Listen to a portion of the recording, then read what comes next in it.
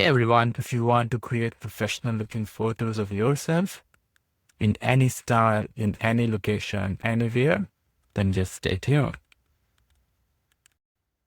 Hello everyone and welcome back to my channel. Are you looking to get a professional looking headshot for your LinkedIn or a great new profile picture for your social media? Then today I'm going to show you how to use your own selfies and the power of AI to get unlimited pictures of yourself in different style, different poses in a couple of minutes. So let's get started. For this, we will be going to use Replicate and the model is FLUX Dev LoRA Trainer. I'll put the link in the description and it takes a few minutes to set up and then about like 10 minutes for training, depending upon how many images you are going to use. And then you can also use your own selfie images. For example, I had here a bunch of my own selfie images that I'm going to use. And all you have to do is to zip them in the folder and upload them.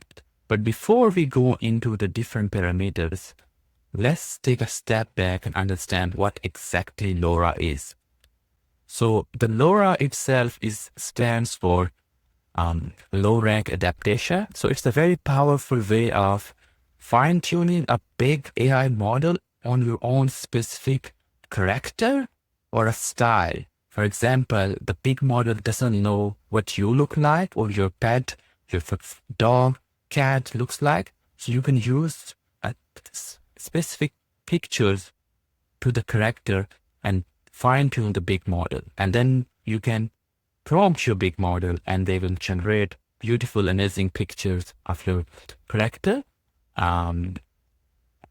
without going into the big deal of restarting training, collecting a big data set. Or you can have a specific style.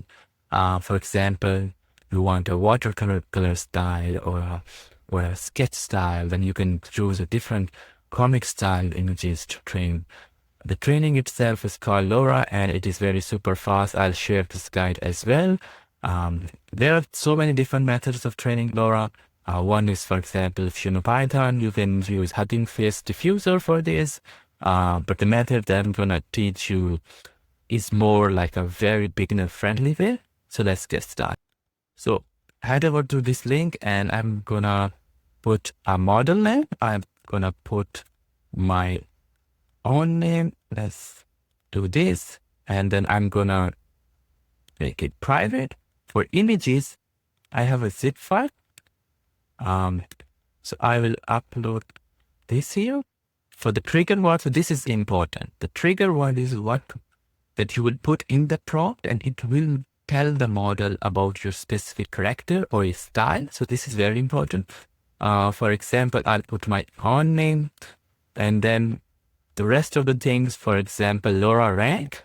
The higher the rank is, the more complex feature it will pick from your images. So I'll just put it as 32. You can experiment it. It's one of those things that you have to experiment depending upon your data. And the rest of the process, you can go exactly the same. And again, the number of training steps, I'll just keep it as 1,000 and then I'll just create the training. So the training has started. I'll come back when it's done. I just wanted to show you a quick thing. So generally within the LoRA, you need to specify the captions for your images. But for here, the system itself is generating the caption. For example, there are like so many different captions. Because this is a FLUX model, so it will need both the images and the caption as a data set. But in this case, you can upload your own captions or the model will then itself generate the captions. Okay, training has been done. It took around 13 minutes. So once the training is done, 100% done, you can go to run train models. Okay, so I have put in a prompt, a professional looking headshot for LinkedIn featuring an asad. So this is important. So this was the trigger word for LoRA. So you have to put whatever trigger word you have set there in a suit and a tie. And I have changed the height And width of the image, prompt strength is the same, number of outputs, how many you want to generate, how many steps, the guidance scale, the image quality. So these are few of the parameters that you have to play with to get the best result for your own data. For example, for this case, this looks pretty good. This looks pretty good. Looks pretty good. This doesn't look like me, but it's okay. We can always tweak it. So let's try some other examples. Okay, now I have tried a bit more complex prompt. Portrait, dramatic. So the results are really, really nice, I would say. So I'll crack some other and I'll share all the results with you. Okay, here are some of the prompts and the images that we have created.